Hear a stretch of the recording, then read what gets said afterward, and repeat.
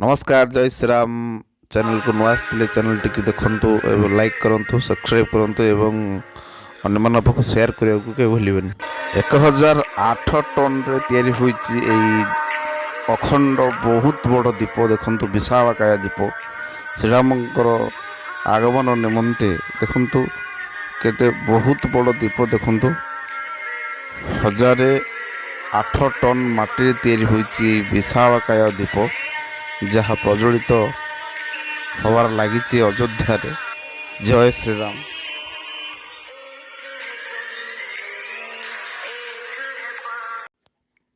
सतरे आज राममय हो विश्व सारा विश्व रे रामंकर चरितार्थ चलती देखु ये हूँ रामंकर गोटे प्रतिमूर्ति मंदिर जोटा कि तार गोटे डेमो वर्णेश्वर महामेला राम मंदिर रे स्थापित होती देखु गोटे सुंदर भाव से मंदिर टी निर्माण करा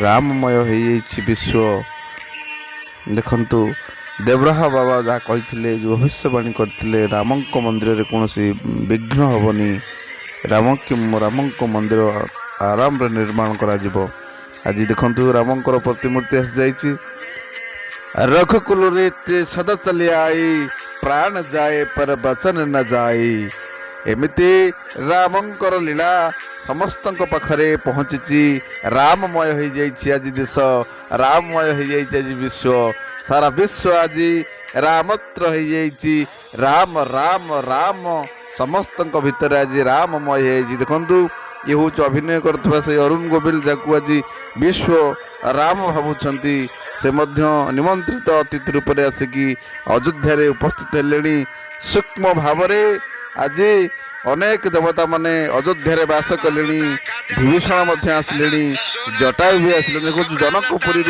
केमती तेल आसुची मण मण तेल घी आसुची श्रीरामंकर भव्य मंदिर लगे जनकपुरी देखु आज यही हूँ सबरे जो तृतीय जुगे जहाँ जो टाइप रामंकर भक्त थे हूँ रामलाल से दृश्य जो दृश्य यही फोटो ही यही विघ्न स्थापन करा आपण मैंने देखुवे। जय श्री राम। जय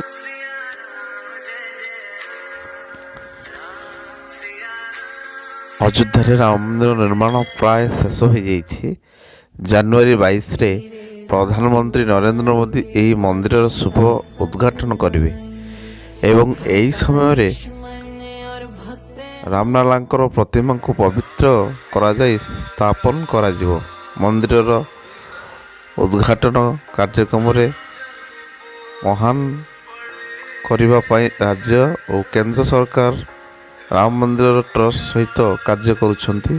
एही कार्य रे देशर प्रत्येक स्थान बड़ बड़ व्यक्तित्व मैंने अंशग्रहण करेंगे।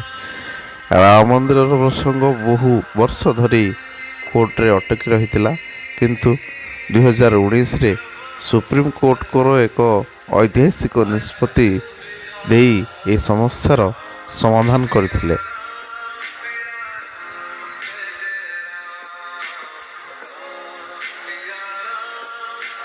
ए कोटि कोटि लोकंकर भावना यही निष्पत्ति सहित संलग्न रही अयोध्यार राम मंदिर स्वप्न देखि कोटि कोटि लोकंक आखिरे लुह बाहरी पड़ता।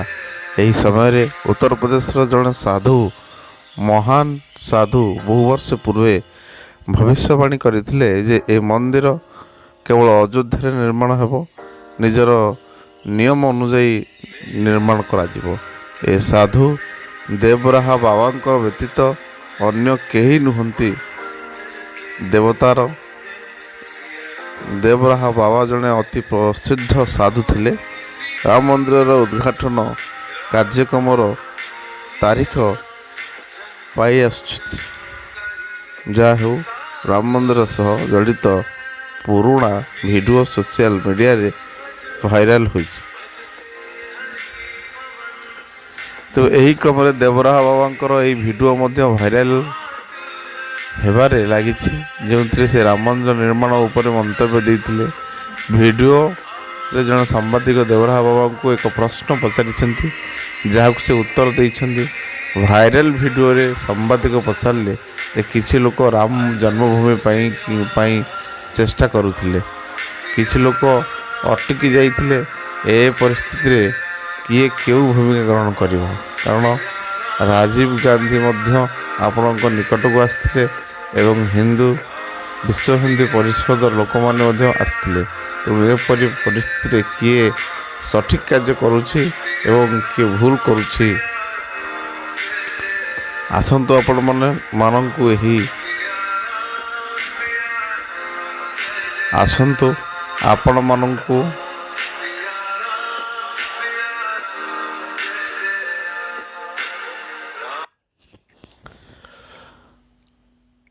ଅଯୋଧ୍ୟାରେ ରାମ ମନ୍ଦିର ନିର୍ମାଣ ପ୍ରାୟ ଶେଷ ହୋଇଯାଇଛି। ଜାନୁଆରୀ 22ରେ ପ୍ରଧାନମନ୍ତ୍ରୀ ନରେନ୍ଦ୍ର ମୋଦି ଏହି ମନ୍ଦିରର ଶୁଭ ଉଦ୍ଘାଟନ କରିବେ ଏବଂ ଏହି ସମୟରେ ରାମଲାଲାଙ୍କର ପ୍ରତିମାଙ୍କୁ ପବିତ୍ର କରାଯାଇ ସ୍ଥାପନ କରାଯିବ। ମନ୍ଦିରର ଉଦ୍ଘାଟନ କାର୍ଯ୍ୟକ୍ରମରେ ମହାନ କରିବା ପାଇଁ ରାଜ୍ୟ ଓ କେନ୍ଦ୍ର ସରକାର ରାମ ମନ୍ଦିରର ଟ୍ରଷ୍ଟ ସହିତ କାର୍ଯ୍ୟ କରୁଛନ୍ତି। ଏହି କାର୍ଯ୍ୟରେ ଦେଶର ପ୍ରତ୍ୟେକ ସ୍ଥାନରୁ ବଡ଼ ବଡ଼ ବ୍ୟକ୍ତିତ୍ୱମାନେ ଅଂଶଗ୍ରହଣ କରିବେ। ରାମ ମନ୍ଦିରର ପ୍ରସଙ୍ଗ ବହୁ ବର୍ଷ ଧରି କୋର୍ଟରେ ଅଟକି ରହିଥିଲା, କିନ୍ତୁ 2019ରେ ସୁପ୍ରିମକୋର୍ଟଙ୍କର ଏକ ଐତିହାସିକ ନିଷ୍ପତ୍ତି ଦେଇ ଏହି ସମସ୍ୟାର ସମାଧାନ କରିଥିଲେ।